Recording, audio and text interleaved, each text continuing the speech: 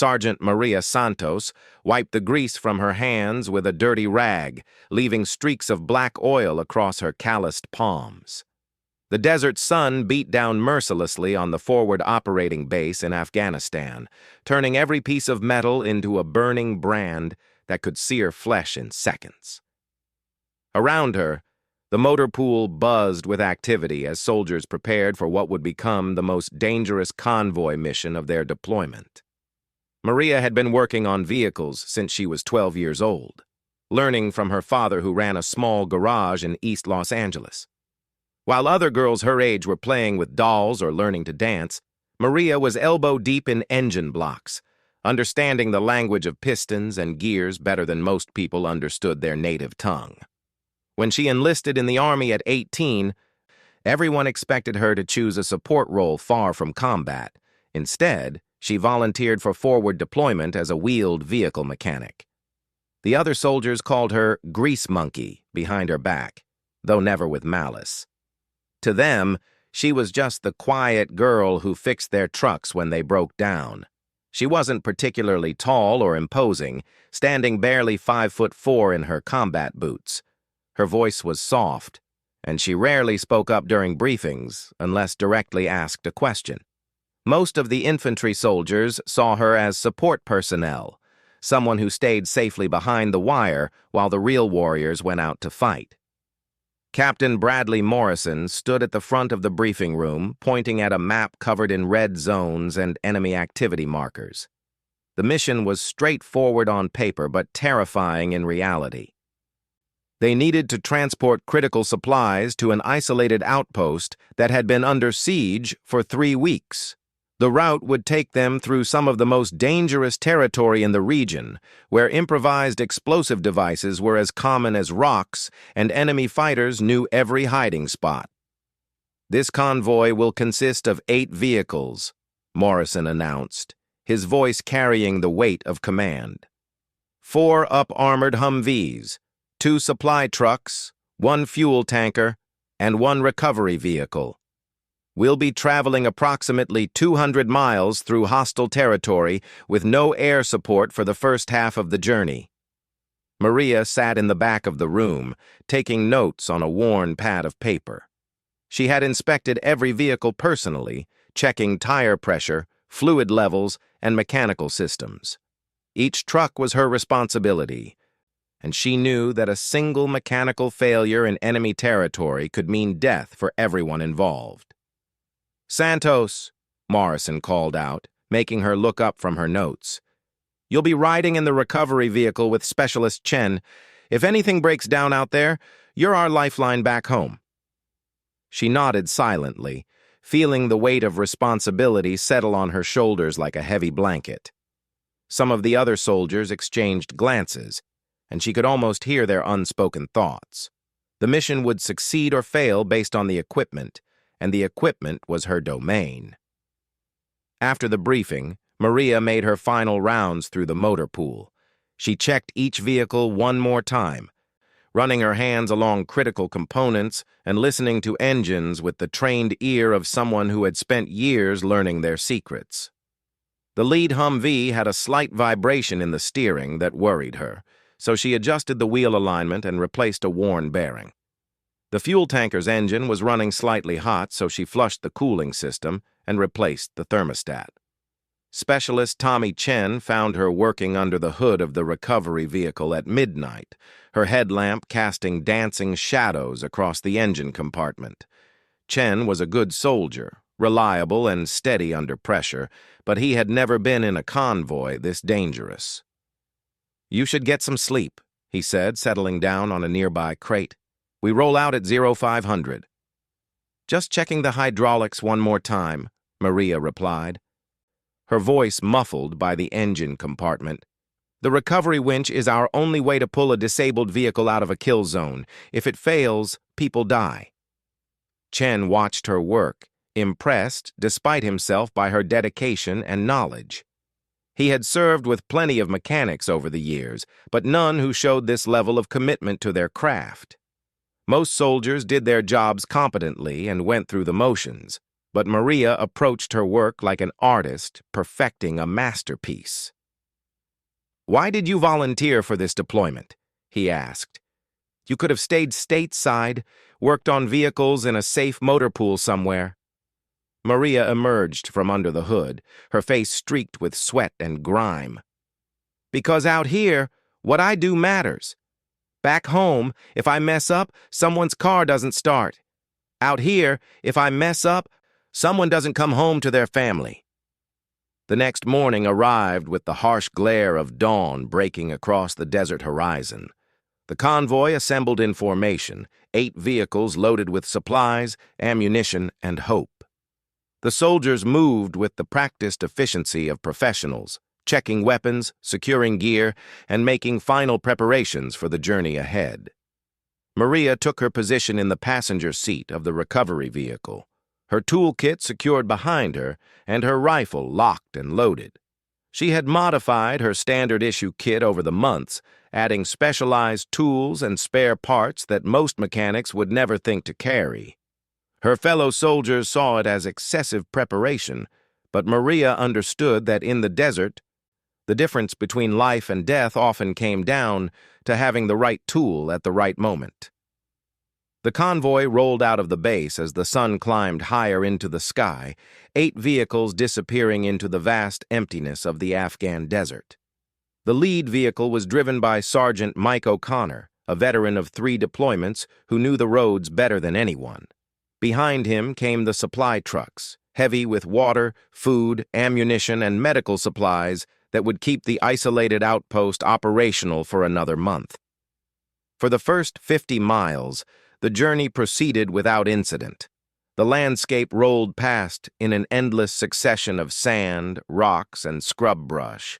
Occasionally, they passed abandoned villages, their mud brick walls slowly crumbling back into the desert that had spawned them.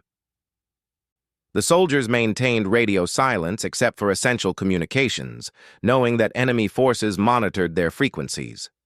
Maria used the travel time to study the terrain ahead, noting potential breakdown points and planning recovery procedures for different scenarios. She had memorized the technical specifications for every vehicle in the convoy, from the smallest bolt to the most complex hydraulic system.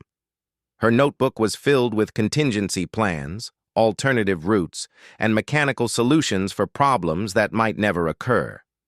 The first sign of trouble came at mile marker 73, where the lead Humvee suddenly lurched to the right and began smoking.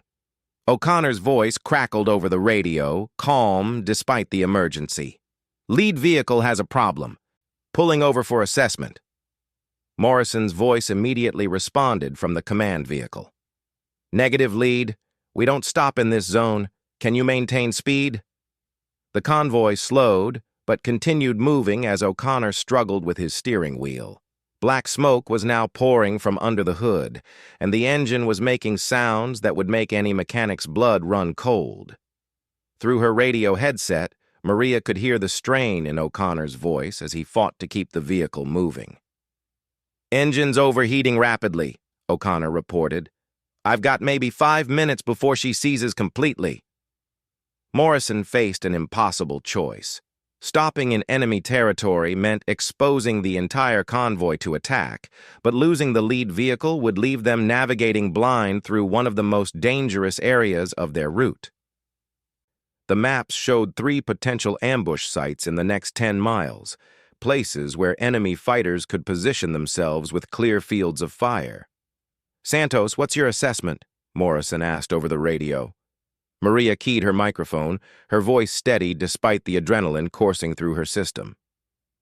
"Based on the symptoms, it sounds like a catastrophic cooling system failure. Probably a blown head gasket or cracked engine block. The vehicle won't make it another mile without immediate attention." The words hung in the air like a death sentence.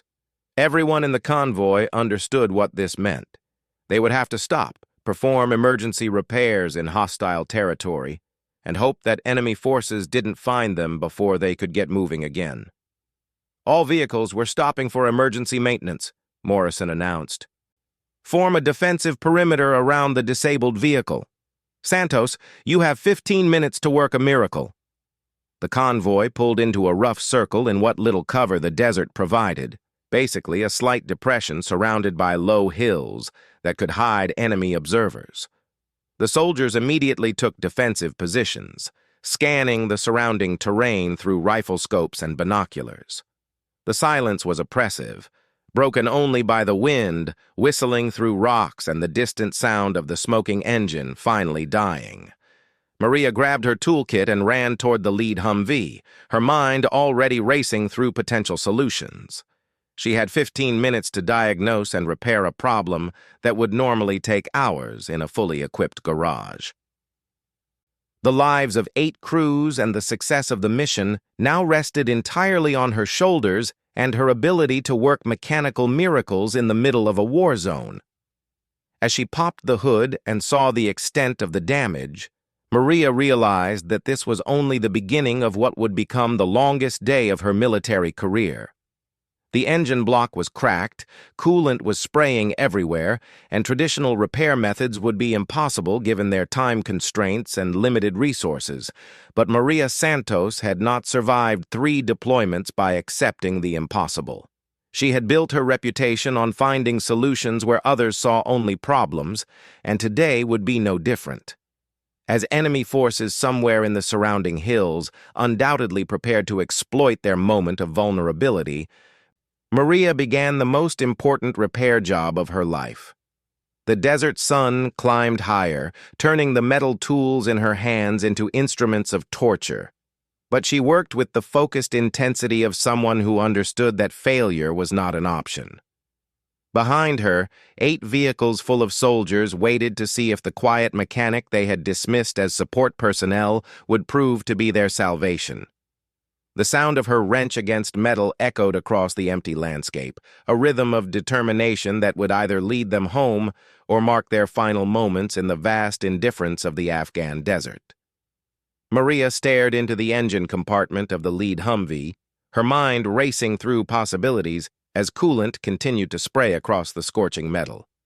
The crack in the engine block ran diagonally across the cylinder head, a jagged line that spelled doom for conventional repair methods.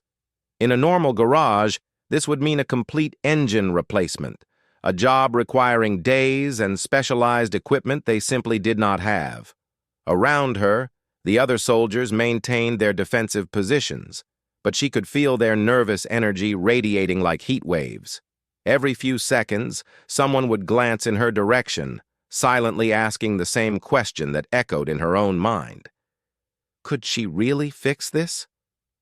Specialist Chen appeared at her shoulder, his rifle slung across his back and a worried expression on his face. "What do you need?" he asked simply. "Miracle putty," Maria replied, already digging through her toolkit. "And about 3 hours I don't have." She pulled out a small tube of industrial-grade epoxy compound, the kind used for emergency repairs on oil rigs and mining equipment. It was not standard issue for military mechanics, but Maria had learned long ago that preparation meant carrying supplies that others considered unnecessary. The epoxy could theoretically seal the crack, but only if she could clean the surface properly and give it time to cure under ideal conditions. The conditions surrounding them were anything but ideal. "O'Connor, I need you to run the engine for exactly 30 seconds, she called out. "I need to see where the pressure is escaping." The sergeant turned the ignition, and the engine sputtered to life with a sound like a dying animal.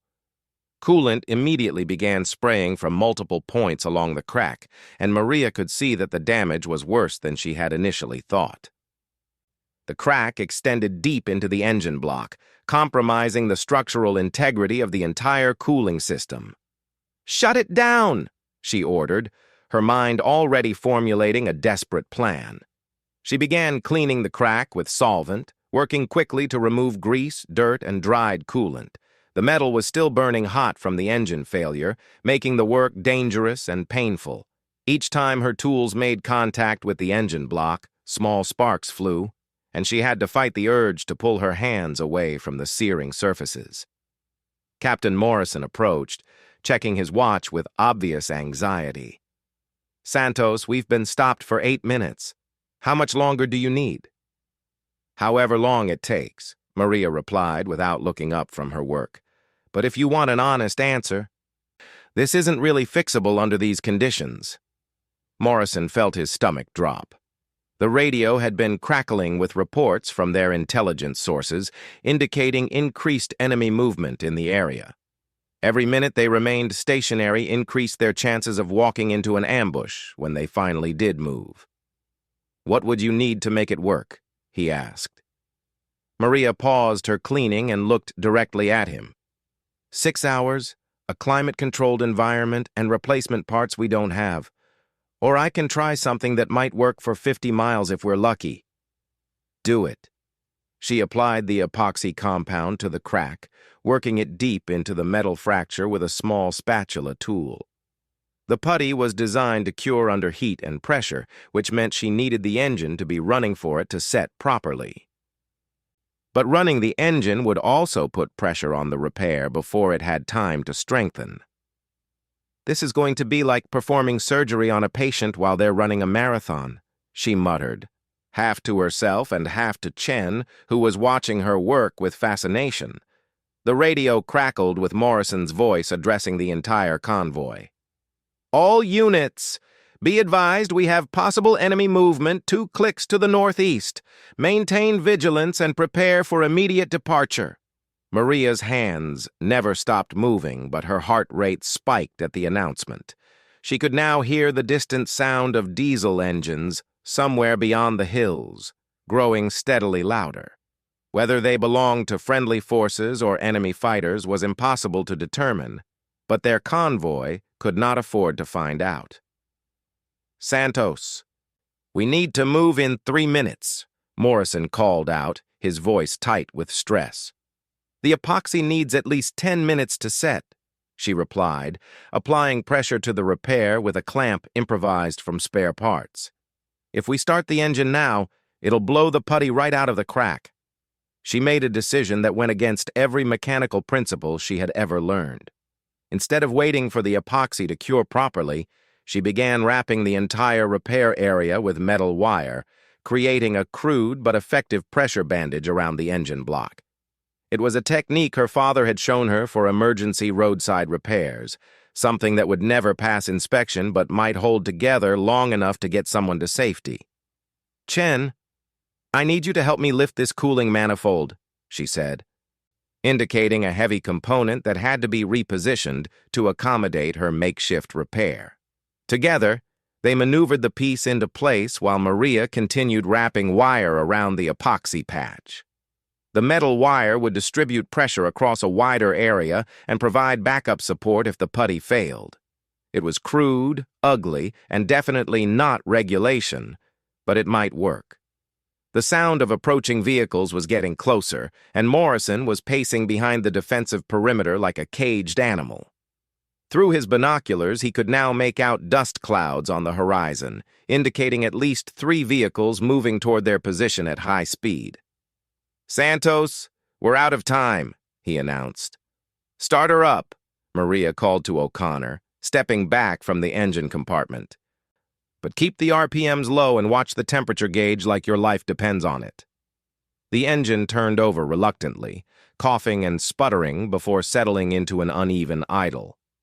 Coolant was still seeping slowly from around the wire-wrapped repair, but the catastrophic spraying had stopped. Maria watched the temperature gauge climb slowly but steadily, knowing that they were racing against time on multiple fronts. It'll hold, she announced with more confidence than she felt. But this engine is going to run hot, and we can't push it hard without risking complete failure. How long? Morrison asked. If we keep the speed down and avoid any serious climbing, maybe 50 miles, maybe 100 if we're lucky, and the desert gods smile on us. The approaching vehicles were now clearly visible on the ridgeline, 3 dark shapes moving in formation toward their position. Morrison made the decision that would define the rest of their journey. All vehicles mount up. We're moving out immediately. Lead vehicle will maintain reduced speed due to mechanical issues. Santos, you did good work. The convoy reformed quickly, with soldiers abandoning their defensive positions and climbing into their vehicles with practiced efficiency. The approaching vehicles were close enough now that Morrison could see they were technical trucks, pickup trucks mounted with heavy weapons that were favored by insurgent forces throughout the region. Maria climbed back into the recovery vehicle, her hands still shaking slightly from adrenaline and the intensity of working under extreme pressure. Chen started their engine and took his position in the convoy formation as they began moving across the desert floor. "Think it'll hold?" Chen asked as they picked up speed. "Ask me in 50 miles, Maria replied, but she was already thinking ahead to the next challenge. The convoy traveled in relative silence for the next 30 minutes, making good time across relatively flat terrain. The lead Humvee was running slightly rough, but maintaining speed, and the temperature gauge was holding steady in the acceptable range. Maria monitored their progress on her GPS unit while keeping one eye on the radio traffic.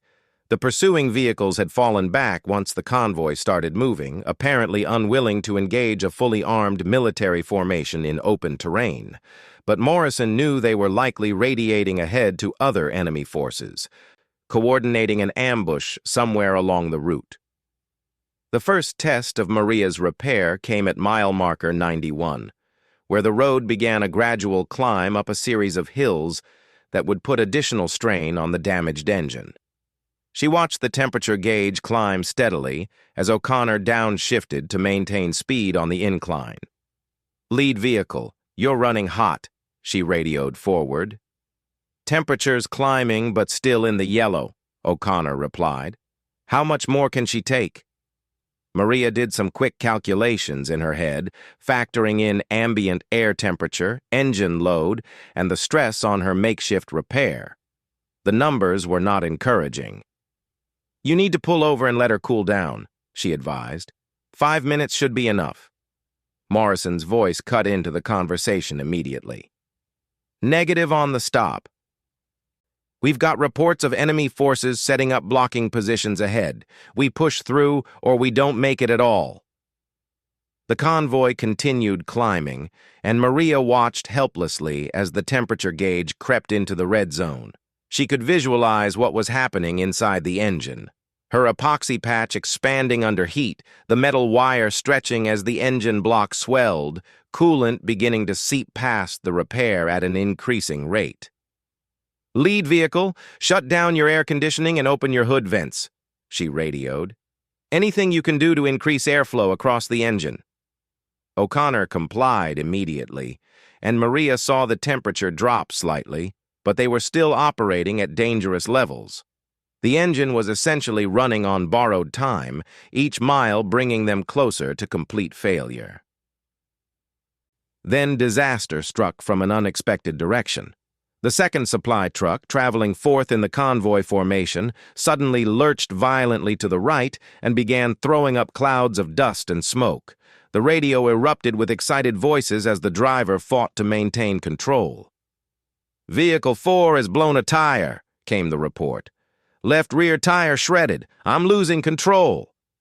Maria watched through her rear window as the supply truck weaved dangerously across the rough ground before finally coming to a stop in a cloud of dust. The convoy immediately began emergency procedures, forming a defensive perimeter around the disabled vehicle, while Maria grabbed her tools and prepared for another impossible repair job.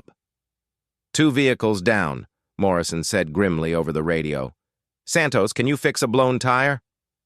"Not blown," Maria replied, running toward the disabled truck.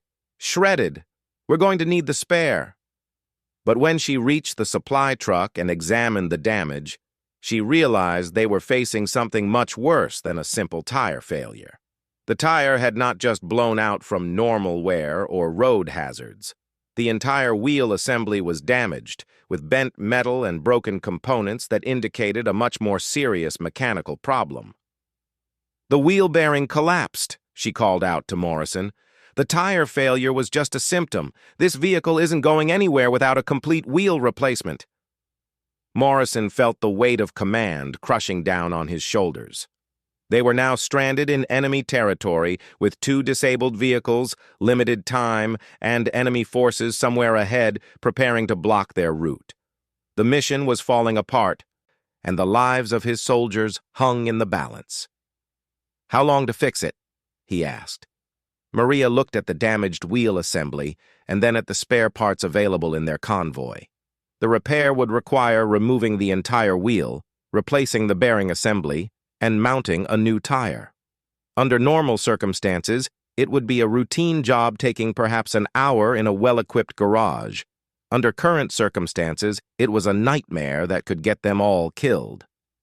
"Minimum 2 hours," she said, "and that's if everything goes perfectly." The radio crackled with new intelligence reports. Enemy forces were definitely moving to intercept them, and staying in their current position was suicide. Morrison faced the most difficult decision of his military career: abandon the supply truck and its critical cargo, or risk the entire convoy trying to repair it under impossible conditions. Maria was already formulating a plan that would challenge everything she had learned about vehicle recovery and emergency repairs. It would be dangerous, unconventional, and probably violate several technical regulations, but it might be their only chance of getting everyone home alive. The desert sun was now directly overhead, turning their vehicles into ovens and their metal tools into instruments of torture. But Maria Santos was far from finished with what was becoming the longest day of her military career. Maria stared at the destroyed wheel assembly, her mind racing through possibilities that seemed to defy the laws of physics and mechanical engineering. The bearing had not just failed, it had catastrophically disintegrated, taking with it the brake rotor, wheel hub, and several critical mounting components. In any reasonable world, this truck was finished. But reasonable worlds did not include enemy forces converging on their position and a mission that could not be abandoned. "Chen, bring the recovery vehicle over here," she called out, her voice carrying a new note of authority that made several soldiers look up from their defensive positions. "And somebody get me the welding kit from Vehicle 6. Captain Morrison approached, sweat streaming down his face from the combination of desert heat and extreme stress. "Santos, talk to me. What are you thinking?" "I'm thinking about something that should never work but might be our only option," Maria replied, already beginning to remove damaged components from the wheel assembly. "We can't repair this bearing, but we might be able to bypass it entirely." She explained her plan quickly. Remove the damaged wheel completely, weld a steel plate directly to the axle stub, and mount a spare tire to the plate using improvised hardware. It would create a rigid connection instead of a rolling bearing, which meant the wheel would not rotate independently of the axle. "That wheel won't turn," Morrison said, immediately grasping the implications. "Right. So we'll have to drag this truck instead of driving it," Maria continued. "We connect it to the recovery vehicle with the winch cable and tow it to the outpost. The truck becomes dead weight, but we don't lose the cargo."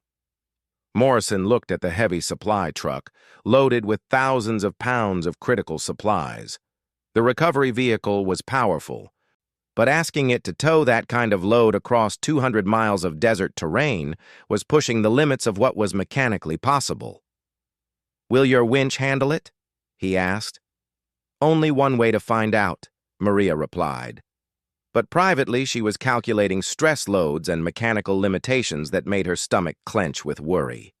The welding equipment arrived, and Maria began the most unconventional repair of her career. She cut away the damaged bearing housing with an angle grinder, sending sparks flying across the desert sand. The noise was tremendous, echoing off the surrounding hills and undoubtedly alerting anyone within miles to their presence. "Sir, we've got movement on the eastern ridge," called out one of the sentries. "At least 6 individuals with what appears to be heavy weapons." Morrison raised his binoculars and confirmed the sighting. Enemy forces were taking positions on the high ground, preparing for what would likely be a devastating ambush if the convoy tried to move through the valley ahead. "How much longer, Santos?" he asked urgently. 20 minutes for the welding. Then another 10 to rig the tow cable, Maria replied, without stopping her work. The steel plate she was attaching would have to hold thousands of pounds of stress over rough terrain. One weak weld could mean losing the truck entirely, or worse, damaging the recovery vehicle that would leave them completely stranded. The radio crackled with increasingly urgent reports. The lead Humvee's engine temperature was climbing again as O'Connor kept it running to maintain power for the air conditioning and communications equipment. 2 more enemy positions had been spotted to the north, and intelligence sources were reporting movement by additional insurgent forces throughout the area. Maria finished the welding and immediately began rigging the tow cable between the recovery vehicle and the disabled supply truck. The connection had to be strong enough to pull the heavy load, but also flexible enough to handle the stress of moving across uneven terrain. She used every piece of rigging equipment available, creating a complex web of cables and chains that distributed the load across multiple connection points. "This is going to put enormous stress on the recovery vehicle," she warned Morrison as she completed the rigging. "We'll have to keep our speed down and avoid any serious climbing or rough terrain." "The road ahead has some hills," Morrison replied grimly. "And rough terrain is pretty much all we have between here and the outpost." Chen positioned the recovery vehicle and began taking up slack in the winch cable. The system groaned under the initial load as the cable tightened, and Maria held her breath as she watched for signs of failure in her improvised connections. "Contact left!" shouted one of the perimeter guards. Everyone turned to see muzzle flashes from the eastern ridge as enemy forces opened fire on their position. Bullets immediately began striking the ground around the convoy, sending up small explosions of dirt and rock. The soldiers returned fire while Morrison made the decision that would define the rest of their mission. "All vehicles, we're moving now. Santos, will this rig hold together under fire?" Maria took one last look at her improvised towing system, then climbed into the recovery vehicle beside Chen. "It's going to have to." The convoy began moving with agonizing slowness. The recovery vehicle's engine strained under the enormous load of pulling the disabled supply truck, while the lead Humvee continued running hot but maintaining speed. Behind them, enemy forces began moving to pursue, firing sporadically at the slowly moving convoy. Maria watched the stress gauges on the recovery vehicle with growing concern. The engine temperature was climbing steadily. The transmission was working harder than it had ever been designed for, and the winch motor was drawing maximum power from the electrical system. She was asking the vehicle to perform beyond its design limitations, and she knew that mechanical failure was not a question of if, but when. "Chen, keep the RPMs low and steady," she advised. "If we overheat this engine, we're all walking home." The convoy made slow progress across the desert floor, pursued by enemy forces who seemed content to shadow them rather than mount a direct assault. Maria realized they were being herded toward a predetermined ambush point, probably in the hills ahead, where the terrain would slow them down even more and provide excellent cover for attackers. "Lead vehicle, how's your engine holding up?" she radioed forward. "Temperature's in the red." "But she's still running," O'Connor replied. "Your patch job is holding, but I don't know for how much longer." Maria was monitoring 3 different mechanical systems that were all operating at or beyond their limits. The patched engine in the lead vehicle, the overloaded recovery vehicle engine, and the improvised towing system that connected them to the disabled supply truck. Any one of these could fail at any moment, and the failure of any one would likely doom the entire mission. Then the terrain began changing, and her worst fears started becoming reality. The road ahead began climbing into a series of rocky hills, exactly the kind of terrain that would put maximum stress on her repairs and improvisations. The recovery vehicle's engine immediately began working harder as Chen downshifted to maintain speed on the incline. "Engine temperature climbing rapidly," Chen reported. Maria watched the gauge move steadily toward the danger zone while calculating how much further they needed to go. According to her GPS, they were still 40 miles from the outpost, with the worst terrain yet to come. "Pull over and let her cool down," she ordered. "Negative," Morrison's voice cut in immediately. "Intelligence reports enemy forces are setting up blocking positions in the hills ahead. If we stop now, we won't be able to move at all."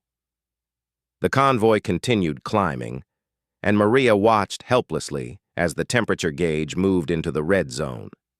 She could hear the engine beginning to labor, and she knew they were minutes away from catastrophic failure. That was when the lead vehicle finally succumbed to the stress. O'Connor's voice crackled over the radio with barely controlled panic. "Lead vehicle is seizing. Engines locked up. I'm losing power steering and brakes." Maria watched through the windshield as the lead Humvee began coasting to a stop, black smoke pouring from under the hood. Her emergency repair had lasted longer than she had any right to expect, but the engine had finally given up under the stress of climbing hills while running far too hot. Morrison faced a convoy commander's nightmare. 3 vehicles down, enemy forces closing in from multiple directions, and 40 miles of hostile territory still ahead of them. The mission was falling apart, and conventional thinking said they should abandon the vehicles and call for emergency extraction. But Maria Santos was far from finished with conventional thinking. "Sir, I can fix this," she announced over the radio, already climbing out of the recovery vehicle with her toolkit. "Santos, that engine is destroyed," Morrison replied. "There's nothing left to fix." "Not the engine," Maria said, running toward the smoking lead vehicle. "But I can bypass it entirely." She explained quickly while working. "Remove the drive shaft from the seized engine, connect the lead vehicle to the recovery vehicle with a second tow cable, and drag both disabled vehicles to the outpost." It would mean asking the recovery vehicle to pull twice its designed load across 40 miles of mountain terrain, but it might be possible. "That's impossible," Morrison said flatly. "No single vehicle can pull that much weight." "Maybe not under normal circumstances," Maria replied. "Already working to disconnect the seized engine from the drivetrain. But these aren't normal circumstances." She worked with desperate efficiency, removing components and rigging tow cables while enemy fire echoed across the hills around them. The other soldiers provided covering fire while she performed mechanical miracles that violated every engineering principle she had ever learned. Chen watched nervously as she connected the second tow cable to their recovery vehicle. "Maria, this is going to destroy our engine." "Probably," she agreed. "But if we don't try, we're definitely not getting out of here alive."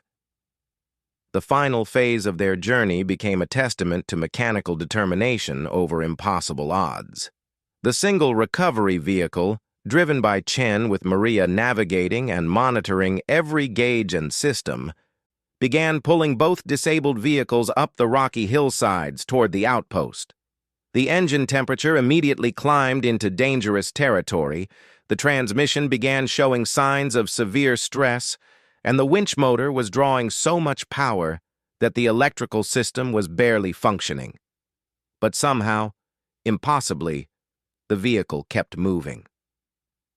Maria spent the final 40 miles performing constant mechanical triage, adjusting systems, bypassing failed components, and nursing the overloaded recovery vehicle through challenges that should have been mechanically impossible.